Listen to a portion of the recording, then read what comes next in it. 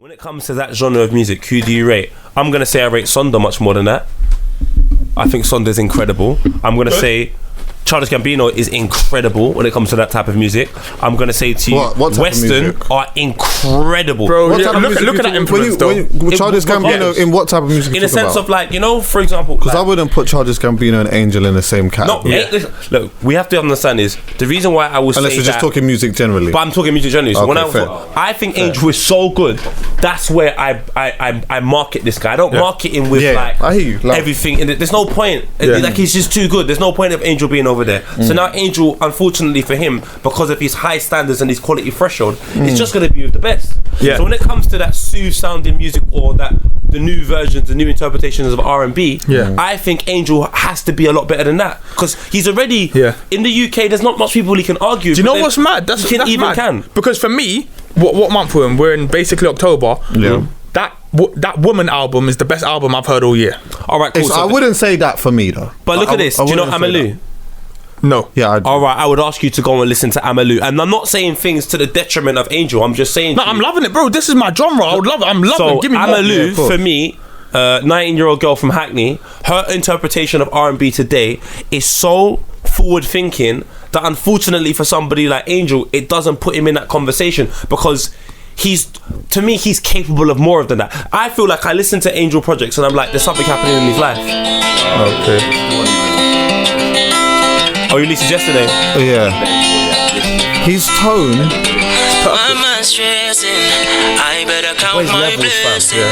when he does the Yardie thing, it's levels. His tone is incredible. Do you know what I would say about the Angel thing? Though. Something's happening. I don't know what it is. Sorry to cut you. Yeah. But when I listen to that, even was it? How do I pronounce her name? Is it Mahala? She got a song called Sober anyway. Yeah. Okay. Like she's another in like them people there when it comes to the revolution of R&B. I just feel Daniel Caesar, Sid. These people are putting forward a forward thinking sound like the Weeknd done when he first came. I think Angel's sound sonically from the instrumentals has to be more as good as his writing ability, because right now I think his writing ability is surpassing the instrumentals he has. I think so when I listen to the instrumental, I have a nostalgic view. I'm like, this was so good because it takes me back there.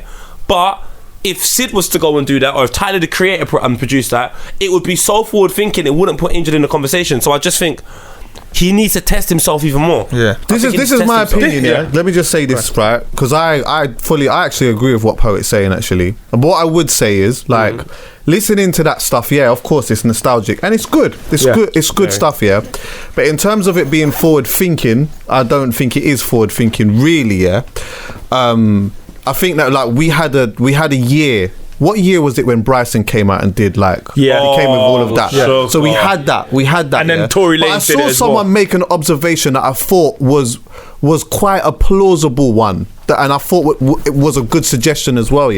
When they said they felt like Angel doing the nostalgic R&B stuff, even though we know, if you're an Angel fan, you know that he's a Brandy fan. He loves that old school era of stuff, But because we've passed that little bit now, because we've passed that Bryson era and we've passed all of that, maybe what would have been a good idea for him to do was, if he was going to go back and do the nostalgic vibe, maybe he could have made it a bit more British in a sense of maybe remaking old school garage vibes on an R&B thing. That way, you would never have heard anyone doing that. Could you imagine that? I mean, I can't even imagine it because I haven't heard anyone do it. But even then, with that being said, it's like that's more of a forward-thinking thing for an R&B singer here in England to do. Do you get me? I hear that completely.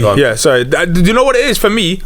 He's already won me over with a lot of those songs because they've either got the chords in it from a song that I loved years ago, or whatever it is. So he's won me. Plus, like just the pockets he picks up in his tunes are dumb. They're perfect, if anything. So for me, that album was exactly what I needed, and I need more of that. If I could only listen to one genre for the rest of my life, it would be R&B.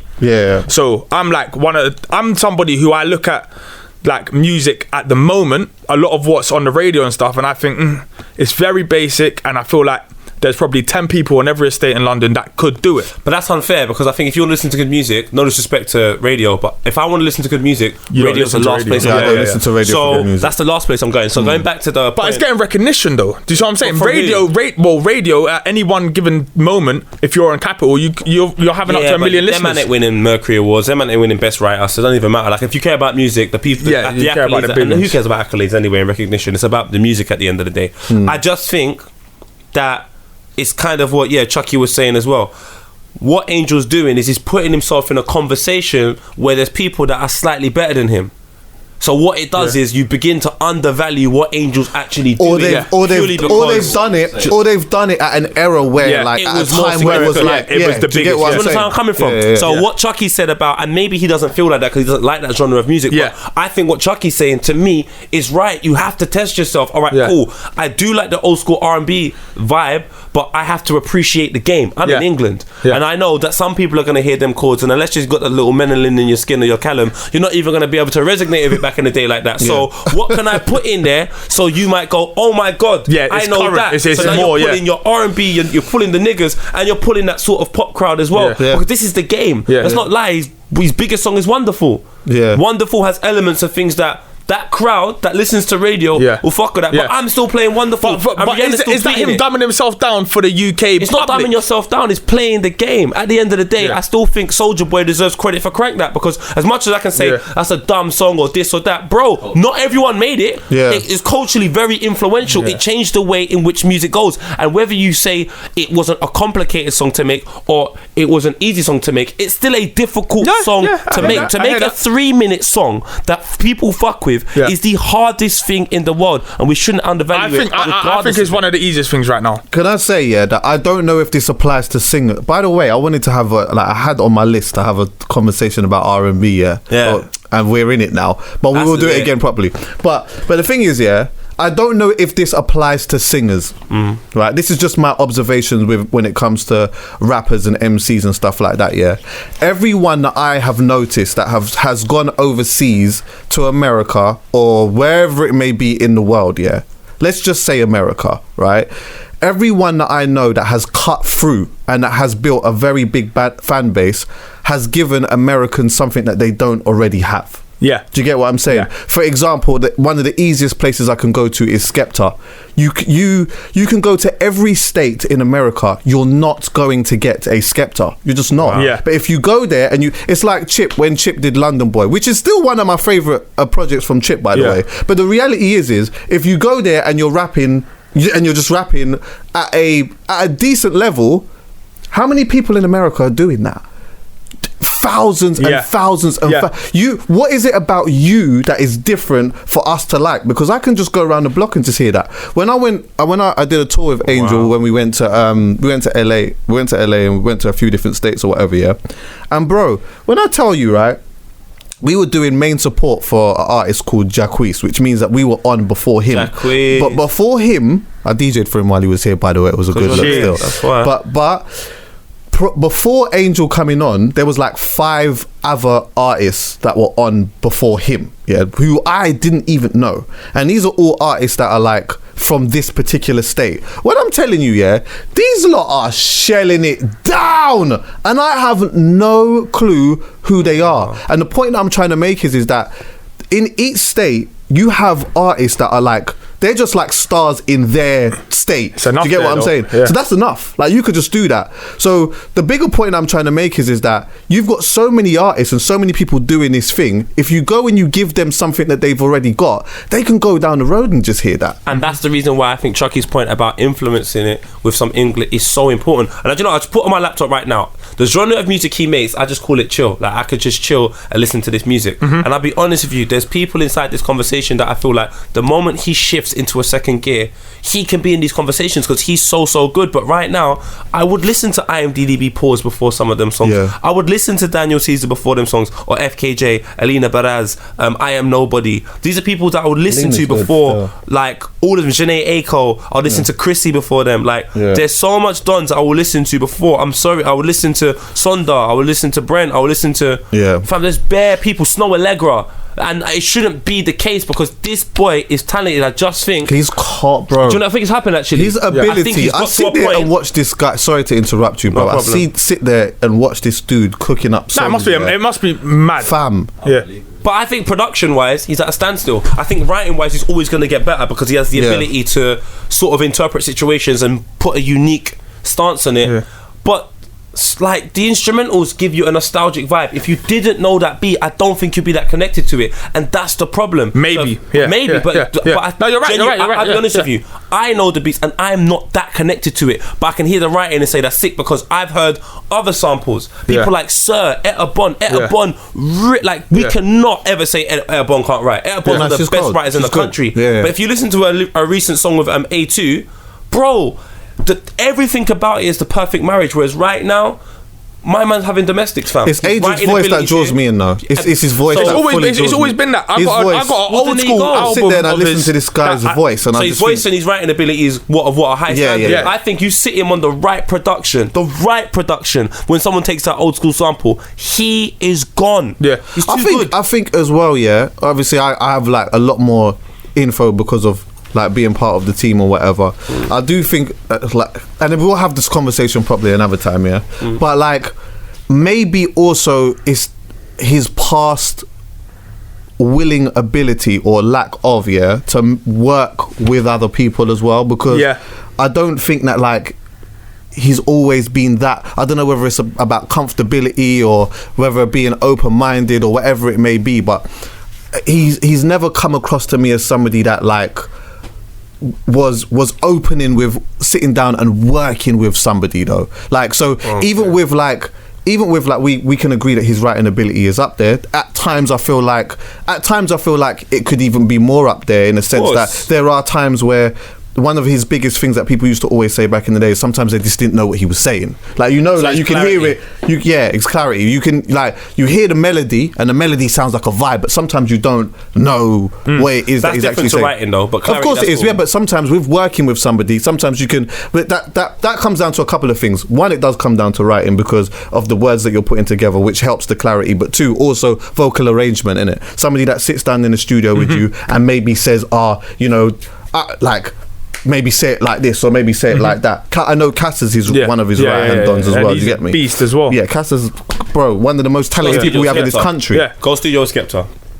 No, Skepta's clarity is it's ridiculous. Yeah, for real. Yeah, it's ridiculous. That's what sets him. Yeah, exactly. That's what sets Skepta apart from one of the things that sets him apart from everyone else. His clarity is ridiculous. Etta Bond's clarity is good. Stupid. Like there's no words I don't understand from Etta Bond, and I think it's true. You know, maybe Chucky's been alright about a couple of things. I think he needs to just experiment production wise and maybe get into studio with someone that can take him elsewhere. He's too comfortable right now, and you have to understand with music and with anything in life, unless you adjust to the game and sometimes take a look at some of the changes within the game and don't go in the direction that everyone else is going in. Just say, is that where everyone's going? So there's a shift. Cool, I'm a shift this way. Wait, exactly. There's nothing wrong with that. Otherwise you just get left behind. You know, I'm coming from 50 Cent. All of these people have to reinvent themselves. Drake, Wiley, you can go on forever. Like whether they business wise or musically, you have to reinvent yourself. Otherwise you just become, do you remember Angel? And he's too good for that. Us. Yeah, he's too good for that. He's too good for that to be the case. You know what I'm saying? Look at Getz. Listen to Getz' new project. Yeah, I can't lie to you, man. Yeah, bro. But the one thing I have with that is, if he had named that anything else, for me, I'm sitting there saying sick album. But because he's called it Ghetto Gospel New Testament, I've now in my head got something to benchmark it against, and I don't know if you can beat. You got to hear it. I've heard it. I've heard it. But there's a special place in my heart for Ghetto Gospel 1. Like, it is so big. So for me, I don't even know if that's beatable. This is a sick album, but the feeling like that album takes me to a place. But do you know what? Like, can I say this? Yeah, the reason why sometimes and the second part of an album or whatever can't better the first for you isn't always down to the musical it's not stuff. Sometimes it is just the place that you was at mindset, in your life and 100%. The things that you was doing or whatever which you can't take back. You can't do again. Do you get what I'm saying? Like there's certain things in my life that was going on when I was, you know what I mean, like that was happening, and like I can't do that again. But I had for example, I remember the times when 50 Lloyd Banks and Tony Ayo all had their mixtapes and that. And I remember like Ben used to proper be on Tony Ayo, and I used to be proper on Lloyd. Yeah. And I was on Lloyd Banks. I love proper. Ben. But Lloyd Banks could make a sick project today, yeah. But there's a certain mixtape that gave me a certain type of vibe. But it wasn't just the music; it was everything that was going on in my life at that point. So it's like. Is it unfair for me to say, well, this is not good just because at a point in my life, you know what I mean, I was doing certain things and attach it? I don't know, but all I'm saying is that Ghetto Gospel album, bro, it's hard. But we discussed that already anyway. So yeah. But I was just using that as a point. It's just to say, like, Ghetto had to. He even when you speak to him, he just said, I can't be the same person I was when I was younger. I'm gonna give you a different me. And I just think the moment Angel, I don't know what's happening in his life. But there has to be something for him to be in the situation he's in right now. Definitely. And it doesn't translate within the music. Within the music, I'm still hearing things that I heard back in the day. So now, as a consumer, I'm like, what's going on though, Angel? Like, when's that song when you come out and say, I don't know, drop by the label, and you just and you give us the insight of what label life is like, along with you being on the roads? Or is it something about your brother? Yeah. Give us something, because you know what? This is not back in the day, you know. The music he's making, the reason why it went back in the day is we never had an insight to man's life. So the only time I saw Brandy was in Source Magazine or when she's on a one television appearance or music. Whereas now, I'm seeing these man day to day. So I know you must be going through something. It's not easy for your brother to be in prison. So where's that song called Letter to a Kel, or something where I go, do you know what? You're giving me something completely different. You've always done songs for women. More personal. It's just like, more personal, because you have the ability to do that. Test yourself production wise. I think Angel is literally it's just mad, I mean, bro, he's so without good. going into there's no doubt these songs exist. Some of them are mad personal still. I don't want to know the crazy personal things. And do you know what, to be fair, my ignorance right now, he might have actually done it and I don't know, so therefore I put my hands up and apologize. I think he's done one side of it. I would say that he's done one side of it, but I want to see a whole you know the way Gets gave me the Ghetto Gospel thing, from the artwork to the presentation to the video, was nothing I had seen Gets do before. So now I have to pay attention because that's the game. Remember, I've been a Gets fan for how long? So if I go and see the same thing again, I might overlook it because I'm a different person now. But the moment you hold your child and you're talking about the significance of being a father and being black, cause I'm a big man, I'm onto that right now, and I just think Angel should tap into our market just a little bit more. Do you know what I'm saying? I think maybe there are some things that are like bigger than the music that might be going on in his life for why he maybe is in the position that he's in right now. But what I will say is that he's so talented that he's always going to have an opportunity, regardless of what he does, regardless of how he treats people, regardless of whatever's going on in his life. He's so talented that he will always have another shot. And I just think that ultimately, if that's the case, when it comes down to that level of ability and that level of talent, and having and always being able to have that shot, ultimately it's going to come down to you. I'll be honest with you, he's not always going to get a shot. That's the sad thing. He's not. We'll see. He's not. Unfortunately, in life, you see that situation there of saying you're always going to get a shot? That's dependent on somebody else. I can say he's always going to have his talent. I'm always going to say he's always going to be able to make music, but I'm not going to say he's always going to have a shot, because unfortunately, if he has done things which I don't know, like I don't know nothing about Angel like that. As the relationship I have with him is, I think he's fantastic. We speak from time to time if I see him, and that's pretty much it. So I've got no problems with him, so I don't understand anyone else good from my world. But I just think if he has been an individual, because I've seen people in this scene that are talented, but unfortunately because of themselves and because of the relationships they've damaged, it just means that they're just not going to get them opportunities no more. So Angel just needs to understand that, cuz I've got this talent, how do I give it to the world? I think that obviously for his whole life he's not always going to have opportunities, but I think that, like, go with me when I say this. I know this is a little bit of a wild exaggeration, all right. It's almost like, you know, like a Chris girl, right? And you have dated that Chris girl, right? And for whatever reason, whether it's right or wrong, in your mind you feel like, nah, I can't deal with this girl. There's always going to be somebody else that's going to come through and say, nah, she's Chris. I can do that. No, it's guaranteed. Until it gets to a point where it's just undeniable. And I just think for now, there are always going to be people for at least the next 5-6 years that are going to say, nah, I think I can do it. I think I can do it. And do you know what's so bad though? Because I think Angel's situation is even more complex than that, because he reminds me of my ex-girlfriend, and I just don't want to go back until I see her change. If she comes back, but how much man do? And she's got a new job and she's got a new outlook in life, I'm like, you know what? You still love me? I'm in there. But right now, I'm just getting. But how much man do? That's my point. How much man is looking at your? So you know all of these things about from your perspective. Yeah. So I'm not saying that you're right or you're wrong or whatever. But from your perspective, you feel the way that you do, but how much man do you feel are looking at your ex? Because let's not deny, she is pretty, right? Cause man, how much man out there thinking I would give that a chance still? They're foolish, but that's a whole other conversation. That's my whole point. My whole thing is this, cause it's true, at the end of the day, my father told me one thing: behind every problem is a lie.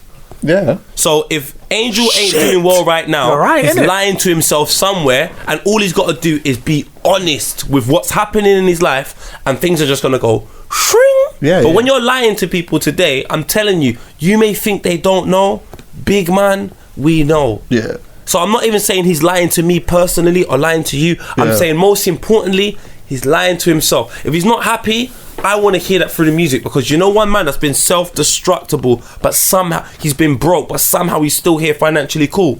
As much as I don't understand you, Kanye West. He's so honest with the way he thinks and his patterns and so on and so forth.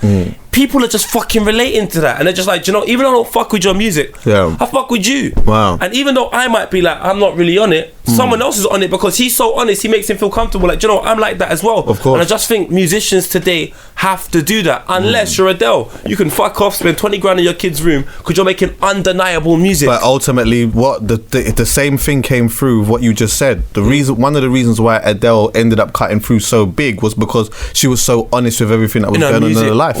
In her music. You're right. Do you get what I'm saying? So, boy, but trust me, every problem you have, and this is not even just to do with Angel, I've realised it. The reason why I have no problems now, really, I just don't lie. I just tell it as it is from my perspective. Doesn't necessarily mean it's true, but I'm honest with myself. Yeah. And then all of a sudden, I just don't have no problem. Yeah. So I just think he's so good, though. He's so good. Honestly, like, bro, I've always thought he's just such a talent, man. Like, I'd love to sit down and just discuss like all, and I will one day, because there was so much good shit that happened at a point, but there was also some things that weren't so good at a point or whatever. Why can't we just but just experiencing it. Why can't we do that? We can. The only reason why I don't want to is because I want to have a proper R&B segment about why we don't embrace R&B in this country. But I want to bring a couple of people. I got an idea for it. Please allow me to do it. Of course, do it. But I actually just want to have a separate thing away from Halfcast that me and you do with an artist, and we just discuss what's going on today. Like, why are you in the position you are in today, and have a honest convo. Doesn't necessarily mean you have to talk everything that's happening in your life, but I'm talking about not even in here. We just go somewhere else, we film it properly, and we have a honest convo with these artists, and we say to them like, what's going on? Happening? Why are you here? Because you know what, within that conversation, if they're able to identify what's going on wrong, we potentially could have played a part in the success of their career, and them actually projecting, because I care about these people the same way I care about Gets, fam. When things were, I didn't even realise that he done some talk the other day and almost broke my heart, fam. He was I know he was saying, he was saying, bro. And he's just a rude boy. And I think with Angel, when I hear the way Dan talks about him, and Callum and you, and the way I think about him, and I remember when Rude Boy dropped him highly, cuz you shouldn't be here, bro. Nah, he should be gone way gone. He should be in the gone. To bits. Cuz like every time I see Angel, it should be like, oh, he's in America doing that again, or he's doing that, or he's wrote this. So it probably is that. Every time I see him, I'm saying I want it to be that. I don't know. He probably is doing that, but when I see I will say is this, and I still stand by everything that I said, about the music thing or whatever, But this song still, though, right? Even though he used a different, even though he went back and did the old stuff, Can you use it though? This is hot, bro. Do you know how much times I've heard this song though? Can you skip forward? Why? Use it? Why? Can you use it though? Will the podcast get taken down? Listen to this in the car. Why? Because we can't. What if I talk over it? You still get a problem, bro. Serious, bro. Yeah. Fucking hell, man. I'm trying to say to you, just chill. Is there not a way that we can go around it? What is it? No, I'm dealing with this at the moment with Julie. You can't. Is it? You can't. This is what I was trying so to say. Annoying. She's having to sort out contracts and shit. Is it? Remember, she can play it. Man's DJ sets are getting taken off. I know. That happened on my SoundCloud. We're good for like max like 10 seconds. Yeah, I used to put my radio shows on my SoundCloud. They threatened to shut my whole thing down. I remember I was putting my my radio shows on SoundCloud just before we started the podcast, and then they was gonna take my whole thing down. Yeah. Come on. It's not for everyone. It's for sign music, innit? It's like. But yeah, this is the last thing I will say. Yeah, like I remember. At a point, remember the whole like the Wonderful era or whatever. Jesus. And I remember there was a show that we did in Scala. Yeah, and obviously I spent a lot of time around him. I was around him a lot or whatever. And I remember the day of that sold out show or whatever. And I remember seeing him and I was looking at him and I was thinking, this guy he's just a star, bro. The way that he walked in with the trap jacket and the thing and he obviously at the time he was going gym and you know what I mean. He looked like he seemed like he was in a very good place, and he was in a good place around that time, yeah. But ultimately, I think that he got to a point where, for whatever reason, I don't know where that comes from. Maybe he'll come and sit down and have a conversation with it about it. Maybe he might not. I don't know. But there was a time where I looked at him and I felt like just even looking at him, he's lost his sparkle. Do you get what I mean? Like, you know, like sometimes you could look at somebody and you like, are you okay? Like, is everything all right? Like, you just seem like something's missing from you. It's got into bad habits, man. Something's so not there. Bro, habits are the maddest thing. Like, the maddest things, yeah. You know the few times and you know what the thing is? The habit of events. And I think it goes by what you said as well, yeah. That's actually okay. Address it in the music then. If that is the case, address it in the music. Whatever it is that you're going through, use your talent and your ability. Would you say he wasn't though? I would say that he was. What's that? In this Woman album. He was on one sense. He definitely was on one sense. You may think it's overrated. Just be honest. Like, I can be honest with anyone. I can be honest with a girl and say, babe, this just isn't for me. What you want to... I no longer have that selfish attitude where I'm like, I'm just going to do what I want. And, bro, I'm just not on it because I just need a peaceful life. Yeah. I'm far too old to be going through problems. And you know what the killer is? When you're in this particular industry, you're going to encounter so many problems that are not yours. You're a part of a problem that you actually can't solve. And, bruv, there's so many of it. The last thing you want to be doing is bringing extra baggage, cuz if you try to do that at the airport, it costs money, fam. Yeah. I'm just not on it. Yeah. I'm just like, let me just be honest. So that way, in every situation, that becomes my habit. Yeah. I'm just in the habit of being honest. And I can honestly say to you, man, I'm hardly in any problems. If I'm ever in a problem, it's to do with my kids, which you expect. But apart from that, with people, and I just want artists to start doing that, man. Do you know what? Anyway, on a live thing over a long period of time, I've never really even had big problems with women. Obviously, I've gone through situations where you see somebody, you think that you like each other, it doesn't work out, that's life. You might have a disagreement about that, you might break up, you might have an argument about some things or whatever, but ultimately, it's just never been a problem. It's just been a very short-term bunch of emotions that ultimately might still be in the back of your mind, but it's not.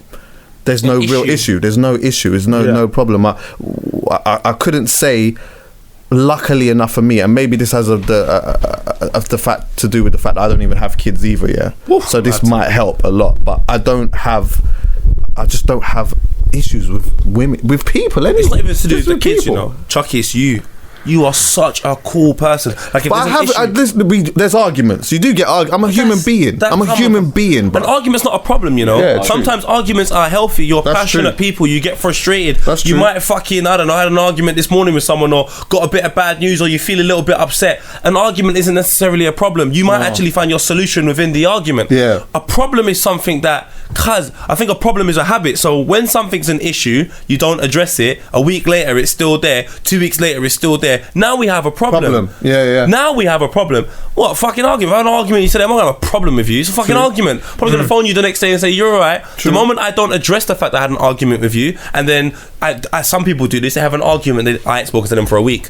I ain't spoken to them for 2 weeks. Before you know it, you get into a habit of not talking to this person. When you're around them, you don't want to say nothing to them. Like, you just be honest with yourself. I don't have an issue with you. We had an argument. This is how I feel. How can we move forward? Can we move forward like this? Cool. People want to put their ego in front of it and pretend that they don't care and all this other bollocks that no one cares about. Chucky doesn't do that. Chucky, you're always honest with me, fam. Yeah, I confront things. Yep. If I feel if you make me feel some type of way, if I feel upset about something or whatever it may be, then I'll say, rah, this is how I feel, because I want to have that conversation so that I don't harbour feelings. Yeah. Do you get me? Because one thing about me is that, or one thing that I used to do a lot is I used to harbour feelings a bit. Like I used to hang on to things, hang on to things. Nah, I don't do that. But you know what? I got a proud trait that is not good, but I'm proud of it still. I'm petty, and I love it. Yeah. I love it. Yeah. I love my pettiness. I'll tell you why I love my pettiness, because usually my pettiness comes with love, in a sense where, like, pettiness with love. Wait, I'll tell you why. Because ultimately, anytime I've ever been petty, it's to prove a point of a bigger picture, and in the end, I've always done it, and it's always been right. But why do you want to prove the point? Because sometimes, you know what, if you tell somebody, let's just say somebody does something to you, and I'm explaining to that person what you're doing to me doesn't make me feel like you're making me feel uncomfortable. You're hurting me with what you're saying, but they're telling me, well, you shouldn't feel any type of way about it. And I tell them, but if I did that to you, you wouldn't like it. Oh yeah, I would. It wouldn't bother me. All right, cool. One day I'll wait for the situation to arise so I can do it back. Then I do it and then it hurts you. And then I can say, when you come to me and then you're upset about what I've just said, now I can say, okay, cool. Now we can sit down and have a conversation about what we were talking about before. You didn't like what I said to you before. Why? I didn't like it because of blah, blah. And that's why I didn't like it. So I tell you what, because I didn't like it and you didn't like it, not only you don't do it to me, don't do it to no one. Do you know why I rate that? I do rate that because at the end of the day, you're making there's an objective to it. You're not just being petty for the sake of being petty. Oh no, that's what I mean. The only thing I will petty say with is love. Yeah, it's last laughish. Let me show you how I am. That's what I call it. I haven't even got time to get there. I let people know I don't want that to happen to me because this is my life. This isn't your life. I'm not asking you to not do it to everyone else. Whatever you want to do with your life is entirely up to you. I don't want the responsibility of your life. I have 2 kids. I'll just take care of that.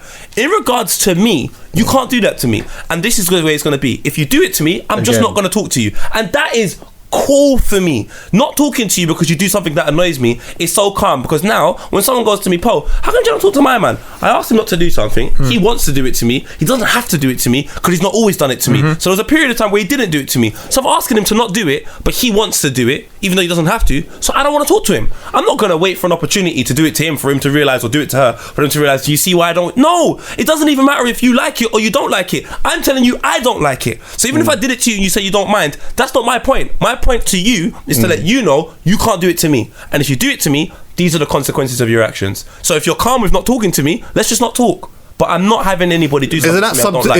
Isn't that subjective to like who you're talking about? Nope. Because there's some people in my life that I could just not speak to them. Like I would feel very, very uncomfortable if let's just say, for example, I had a disagreement with Ben, because obviously you lot all know that's my brother, If we had a disagreement, but I'm telling him something that makes me feel some type of way, but he doesn't get it, and maybe he does it again, like I couldn't just say I'm just not chatting to you.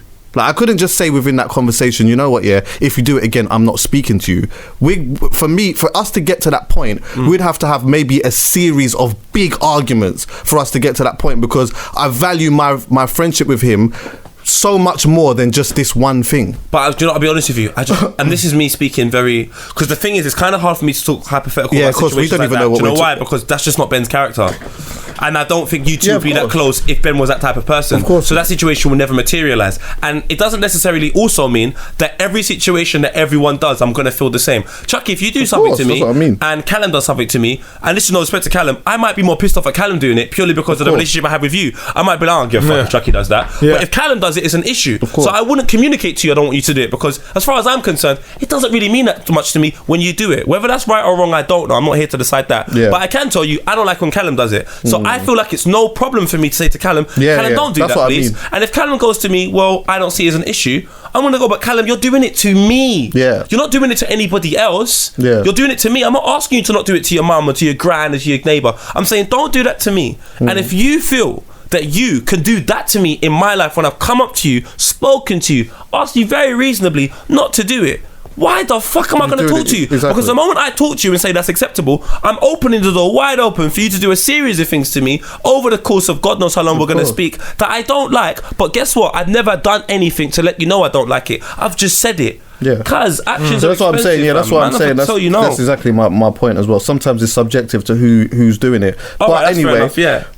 But anyway, with that being said as well, it's like, yeah, I don't know. Yeah, it's a mad one. I think for me, I'm not very good at. I'm like a sociable recluse. That's what I've realised. Yeah? I'm a sociable recluse. Yeah. So I could go out and like I can socialise with people and whatever, yeah. But ultimately, like I like to be within my circle of friends and just within. That's where I find my comfort. Do you get what I'm saying? You don't catch me out all of the time. Sometimes if I need to be out, I'm there, whatever it may be. But other than that, yeah, I've just noticed that I don't particularly make what I deem as friends. As easily as people think that I do. Yeah, I can sit and we could be on the train and we could have a long conversation or whatever. But ultimately, like friendship to me, no, it's different. Like what I deem as friendship means a big thing to me. Yeah, do you get what I'm saying? And all my friends, all my closest friends, are all long term friendships. Loads of them. I've got people that I'm still mad cool with, that, you know what I mean, that I would go out to eat with and I'm cool. Like, it's cool, but my proper friends circle. I've all known for a very long time. I'd probably say the person I've known who is a friend of mine that I've known probably from the shortest time within my circle is probably you. And I've known you for 10 years. Fucking hell. Yeah. Do you get what I'm saying? For 10 years. 10 years. All my other friends, 17 years, 15 years, bruv. Like, do you know what's so mad about that point as well? Time means nothing to me because I don't control it. It's just here. It's just all everywhere. Love this time stuff. But it's all about what you do within that period of time. Mm-hmm. So I think that's what determines the friendship. And one thing that you have as a quality that I need to get, because you've just said it now, is I can't determine how significant someone is into my life until there's a problem. Oh, definitely. I don't even know. Definitely. I swear to God, I don't know how much someone means Go on to holiday. Me. That's how I know you and Vuj are bona fides. Bro, because you don't go on holiday all the time. And you know how much times you can go on holiday with somebody? You could be friends with someone for years. You go on one holiday together. Yeah. It's all mad. Irritating traits, all of that. Yeah. But you know, come back and you don't chat again. But I think that's more because of Vuj. Okay. More than me. Because this is my thing about everything. When someone does something to me, the first person I look at is myself. Then I go and sit down, have a discussion with myself, and then make a decision. I don't act off impulse. If it's like, hit me, like, whoa, what's going on? So I'm used to when you go away, or if you go in a group, just being gang. Everywhere you go to yourself, you go to yourself, you go to yourself. So when I've gone away with Vuj, there was times Vuj just wanted to go off by himself. Yeah. I'm like that. And I started thinking to myself, oh, why don't Vuj want to be gang? So I sat down with myself, and I was thinking, is it me? Is it me? And I thought to myself, well, duh, it is you, because he doesn't want to be around you. But is it because he doesn't like you?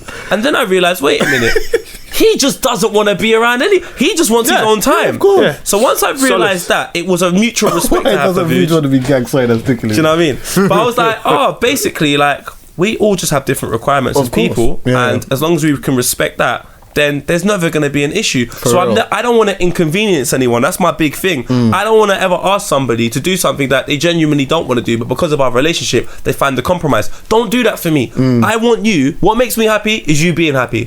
So if it means that I'm going to say, do you want to go shop, and you don't want to come, I'm not going to be them guys that, oh, plague if you just come. It's only down there. I'm just going to go shop because you don't want to go. Why am I going to sit here and negotiate with you about something that you don't want to do, that I can do by myself? And once I develop that mentality, I'll be honest with you, if you go on holiday with me, cuz, like, there's going to be no issues from my side anyway. Because there's going to be times where I'm going to be like, I'm chilling in.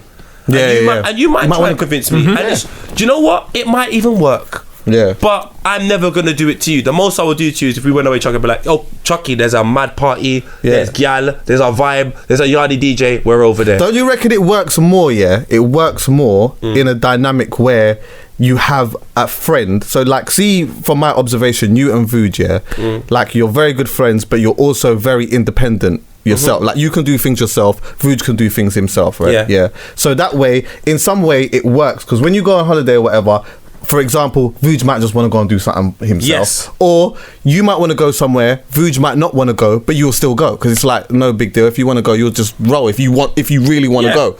So, and I'm like that. I don't need anyone. That's how genuine friendship works.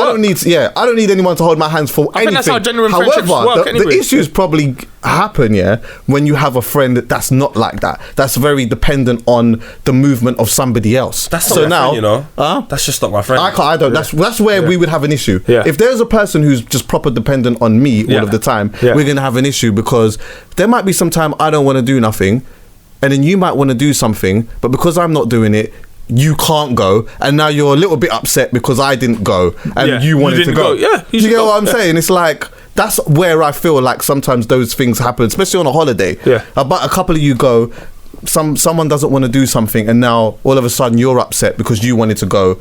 This person's not going, and you can't go on your own. Do you know what it is though? That's just one situation. My father said to me, the biggest problem with hearing no is the fact that you know you can't say it. So if I can say no to you comfortably and you can't accept it, it's because you can't do it to me, and that's now your problem. So when you're about and you're doing what you're doing and someone goes, do you want to go on there? I'm like, nah, I don't really want to do that. They make an issue out of it, because had it been the other way around, I would say to you, do you want to do it? And you would do it, but that's you. And once I realised that, it was like, cool. So now I ask anyone to. That's why you always see me by myself. I'm not about to phone a million people about, do you want to go to this rave, cuz? Because if I'm honest with you, I don't need anyone to come. I can go by myself. Of course. I'll talk to people whilst I'm there, and I'll come home. It's not a big deal. But if I feel like someone would like to would appreciate that, then I'll phone them and say, yo, you know what? I know you like this type of thing. Do you want to do it? Or I know you should DJ at this thing, or I know you should do that, or and I have no problem with that. Like I said, most of the people that create these scenarios and these problems are the people that can't say no themselves, and they're lying to themselves because they don't want to do it. So since you're lying to yourself, what are you gonna get? A problem. My dad is the smartest nigga I know, fam. More time, fam. If I want to do something, if I want to do something that much, I'm doing it. Yeah. Trust me. If I want to go somewhere that bad, I'm going. Yeah.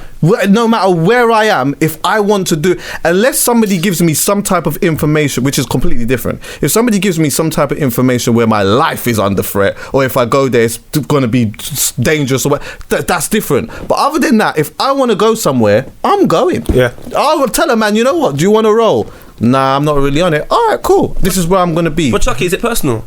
No, of course not. That's the thing. People take that shit personal. Like, I'm telling you, if Skepta releases a song right now, I'm buying it yesterday. Like, I know I want to do that. Yeah. But if I don't want to do something, I don't even feel like sometimes I need to explain myself unless I've made an agreement to do it. If I've never made an agreement to do something, I just don't understand why I need to explain. You have to make it. I don't want to do it. So this is the reason why I genuinely don't have problems with people, because it's like, I don't make anyone feel like that. I don't make anyone feel like you have to do this or you have to do that. That's why I think, you're right, me and Vuj get along so well. So well, because it means that when he does do something or he does go somewhere, I fucking appreciate it, and I think it's vice versa, and there's just an appreciation for him as a person. Shout out to Vuj as well. Vuj needs to come back again, actually. Right, he's been asking, you know. Yeah, I would like him to come back again.